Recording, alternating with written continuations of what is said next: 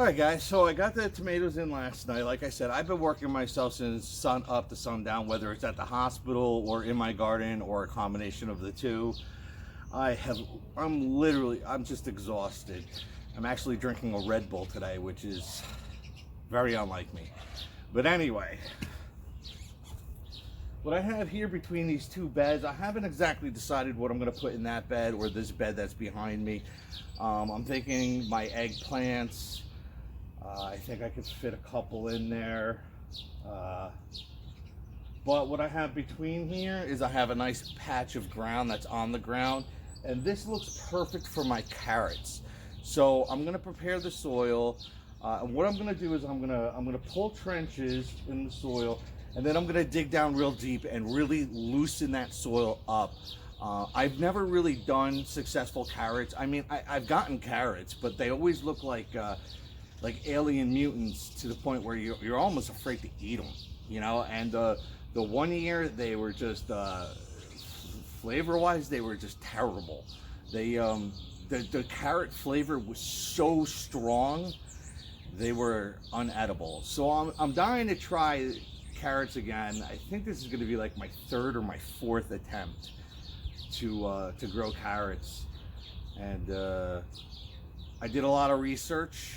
So let's see what I can do. But what I'm going to do is I'm going to build trenches. I'm going to dig down real deep to try to loosen up that soil as much as possible.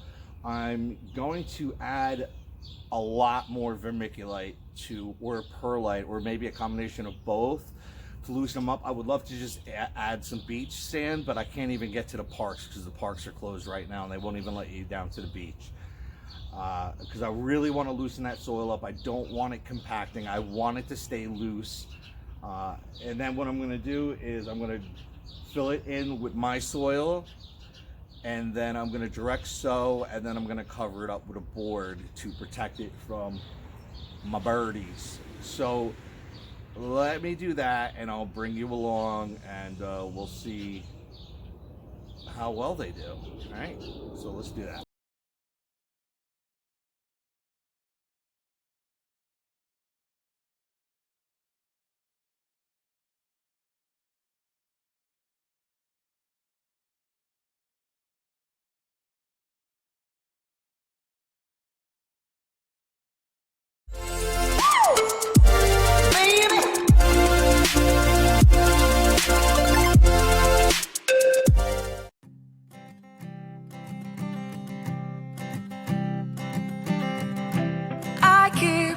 Photograph in which we were in love, caught in your eyes, waiting for the sunrise. I barely even knew who you were. What did you do? I didn't care, 'cause you were perfect, I swear. But somebody told me that it's over. I know it's true. You made me happy for a while. Times when we slept on top of cars. Now I don't know you don't know me too. I remember fleeting times when we watched the sparks so fire. Now I don't know you don't know me too.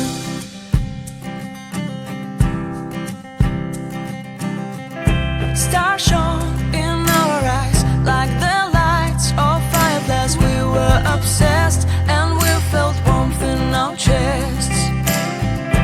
Your heart was full of dreams. It made you feel extreme. Give me a sign if you keep it in mind. But somebody told me that it's over. I know it's true. You made me happy for a while. I remember fleeting times when we slept on top of cars. Now I don't know.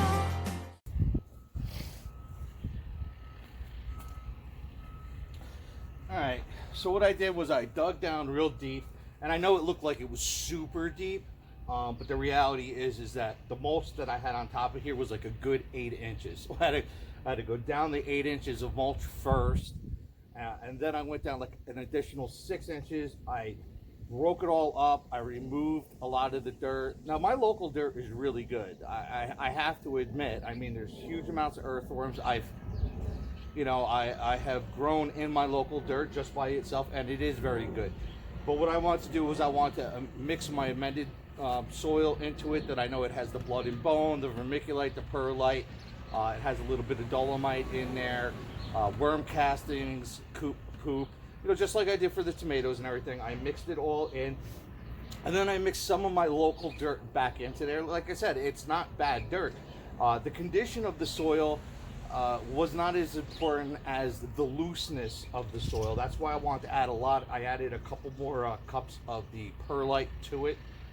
It's nice and fluffy. I don't want this to compact down too much. Whatever blocks the roots growth is what's going to give you those twisty, tangly, weird, mutant looking carrots. And like I said, no matter what I've done so far, I've never done this, okay? But what I've done so far, it just doesn't work out. So I think there's enough room in here to sow 2 rows, and I'm going to sow the same type of carrot because they germinate at different rates. I have like a bunch of different ones. They germinate at different rates and they harvest at different rates, and I don't want immature carrots mixed in with mature carrots and me accidentally harvesting them by accident. So what I'm going to put in this first row that I put here is my rainbow carrots. I don't know exactly what kind they are. They're just rainbows because they're pretty and they're different colors. And it seems to be the only one that I've ever had any success with. They're usually very small, like 6 inches, but at least they're edible. So what I'm going to do is I'm going to just spread some seed, and I'm not really going to concern myself. These seeds are minuscule. I'm not going to concern myself with spacing right now. I'm just going to kind of plant them in there and let them grow, because I can always thin them out later. It's easier to thin them out afterwards than it is to like one seed here, one seed. No, I can't do that. So I am going to put them in my hand,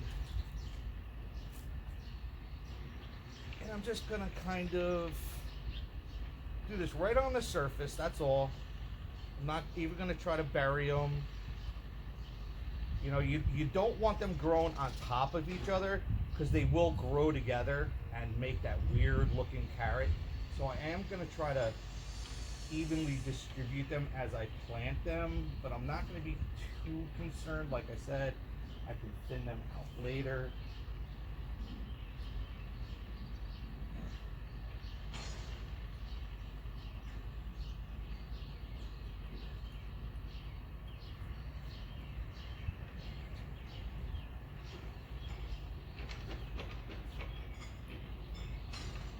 Made sure there was no rocks or logs or big roots in the way, because if the carrot hits something as it's growing, it tries to divert around it, and that's where you get those really weird looking carrots. They're still edible. I mean, they don't taste, I mean, they taste just fine. They just look stupid. You'd never be able to sell them at a market. I'm not looking to sell them anyway. I'm looking to make myself some carrots. So I think that's it. I'm not gonna, should I just go willy-nilly? Yeah, let's do it. All right, so that's the whole packet. And that is my rainbow carrots. So now what I'm going to do is, this is a trick that I'm gonna be doing this year that I've never done before. I'm not gonna bury them. I'm not even gonna mix them into the soil. Now, if this soil was dry, I would have pre-moistened it, because if you try to water on top of this, what you wind up doing is you wind up washing all your carrots away before they germinate. So it rained last night. The soil that I made last night has already been pre-dampened. I'm going to leave it just like that. And then I'm going to take this piece of cardboard that I strategically cut to the right length. Actually, it's not. I probably need another piece. So I'm going to cover them up. This is going to do a couple things. Just going to put a little bit of mulch on top just to hold the cardboard down. Okay, what that's going to do is it's going to protect it from birds, because they're going to love this seed. 2, it's going to keep it in the dark and it's going to help them germinate. And 3, it's going to just protect them until they're ready. And I'll come out here every couple days and I'll check up on them and I'll see the germination rates. And once they, start getting to about a ½ an inch or an inch of germination, I will remove the cardboard. And then as they grow taller, I will actually start pushing this mulch. Now, as you see, I filled the ditch up almost to the height of the mulch because the mulch did its job. It stopped all the weeds. Okay, so from now on, so what I did was I filled the ditch up with the soil. I planted them in there, which gave them extra depth to grow. And from there, we'll see what happens. I'm going to cut a little bit more cardboard and put it in that spot right there just to protect them, because I do have a birdhouse right above me. And I'll get into how to protect your garden from birds maybe later on today. I doubt it because I'm so far behind, but we'll see. Let me get that other piece of cardboard, and then I'm going to do the rest of this section, and I'll show you when it's done.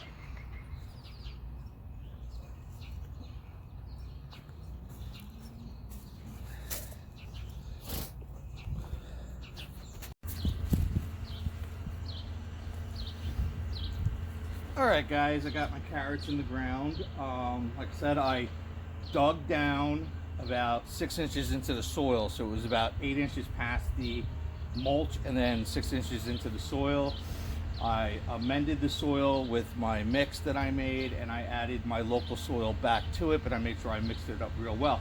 Like I said, the local soil is it's very good. It's got a lot of compost into it, and it's been being broken down by the mulch. And I've grown in it before, but I wanted to have my amended soil. What I was more concerned about was how loose or how dense the soil was.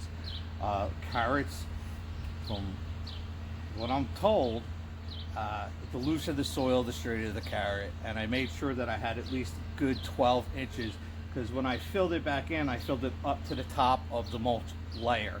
So I got like a good 12 to 14 inches down. I put the cardboard on top, and you don't have to use cardboard. You could use a plank of wood, or some plastic, or anything that you can, just to cover it, keep it safe from the birds, block out the light, let it germinate. It's going to take about a week, maybe a little longer, who knows, depending on the weather, for these to germinate. I'll come out here and check them every couple days. I pre-moisten the soil. They should be good until they start sprouting. And then I just, some of them I just put a little bit of mulch on top, and some of them I just put 2x4s on top, just something to hold down the cardboard and keep them protected. So now we're going to move on to another section of my yard, and we're going to do sweet potatoes, or not just sweet potatoes, but a lot of different potatoes. And it's going to be very similar. I'm going to remove the mulch and dig a small trench, but there's going to be some key differences, and I'll show you when we go over there. All right.